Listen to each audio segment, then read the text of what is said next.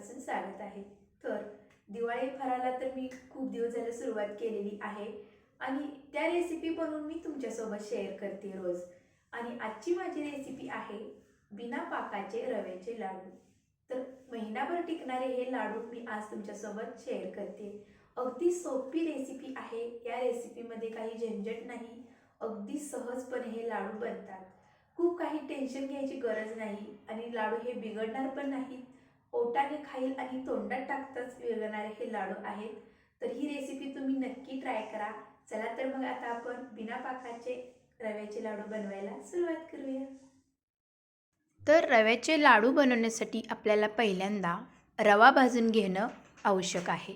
तर इथे मी पहिल्यांदा पॅनमध्ये 2 चमचे तूप घातलेलं आहे। तर याच तुपावरती आता आपण रवा भाजून घेणार आहोत। तर रवा कसा असावा रव्याच्या लाडूला, तर रवा एकदम बारीक असावा। तर बघू शकता तुम्ही इथे मी रवा घेतलेला आहे, तो पण एकदम बारीक आहे। जर तुमच्याकडे रवा बारीक नसेल तर मोठा रवा तुम्ही मिक्सरमध्ये घेऊन बारीक करू शकता।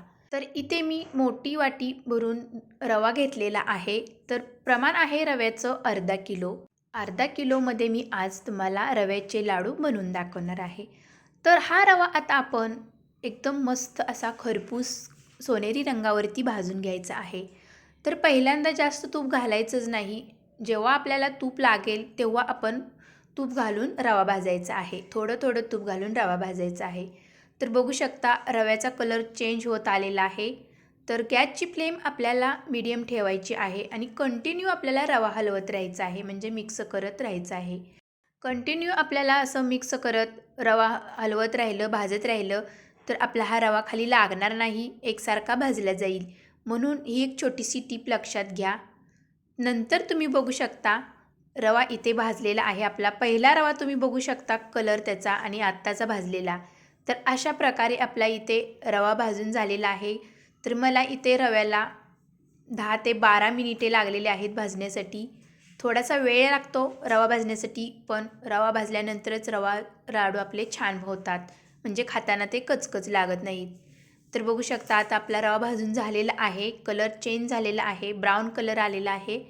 तर आता आपण इथे पिठी साखर घालूया।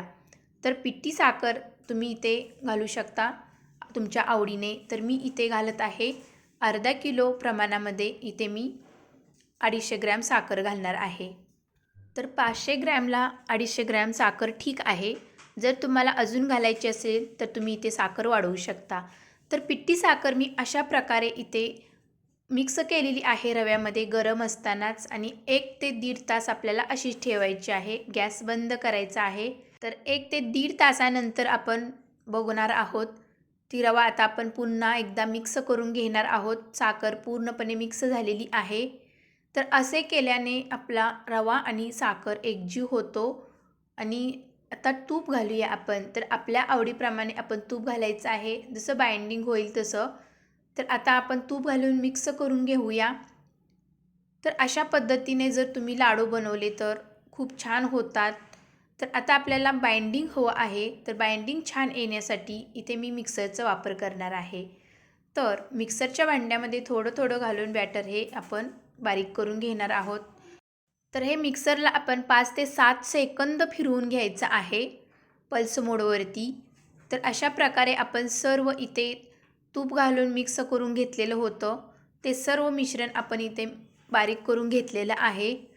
तर तुम्ही बघू शकता रवा भाजतावेळी मी फक्त 2 चमचे तूप वापरलेलं होतं, आणि आता मी इथे 2 ते 3 चमचे तूप वापरून हे मिक्सरला फिरवून घेतलेलं आहे। तर मिक्सरला फिरवून घेतल्यामुळे काय होतं की बाइंडिंग छान येतं, आणि तूप, साखर आणि रवा एकत्र सर्व मिक्स होतात आणि बाइंडिंग छान होतं रवा बांधण्यासाठी।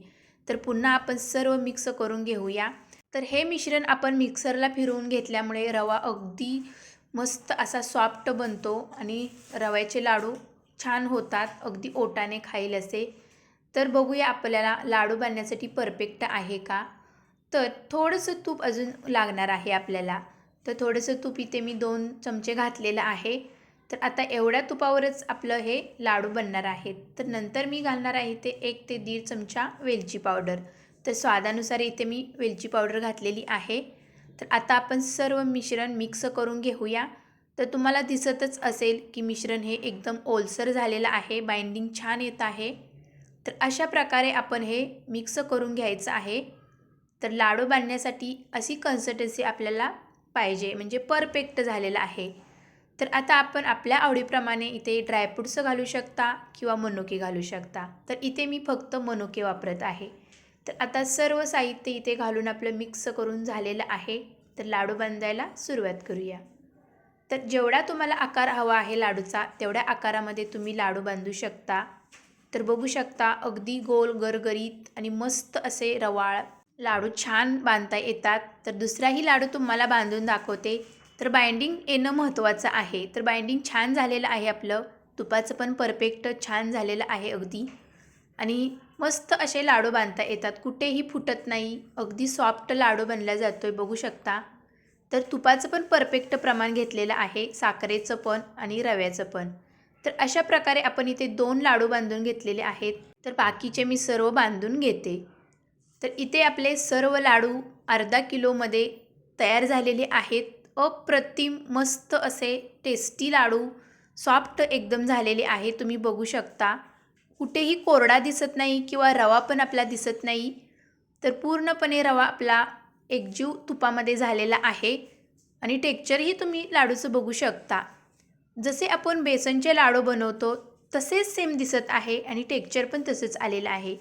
तर मिक्सरमध्ये जर हे मिश्रण फिरवले तर तुम्ही रवा कचकच लागणार नाही आणि अतिशय टेस्टी लागतात आणि बाइंडिंग पण छान येतं आणि तुपाचा पण वापर कमी होतो. आणि रवा भाजताना पण आपण जास्त तूप एकदम ओतायचं नाही. तर रवा थोड्या तुपावरती भाजून घ्यायचा आणि नंतर आपण जेव्हा मिश्रण सर्व मिक्स करेल तेव्हा थोडं थोडं तूप घालून हे मिश्रण मिक्सरला फिरवून घ्यायचं आहे. तर अशा या छोट्या छोट्या टिप्स लक्षात घेऊन तुम्ही हे जर लाडू बनवले तर बिलकुल बिघडणार नाहीत. तर एक तुम्हाला लाडू तोडून दाखवते, तो कसा झालेला आहे.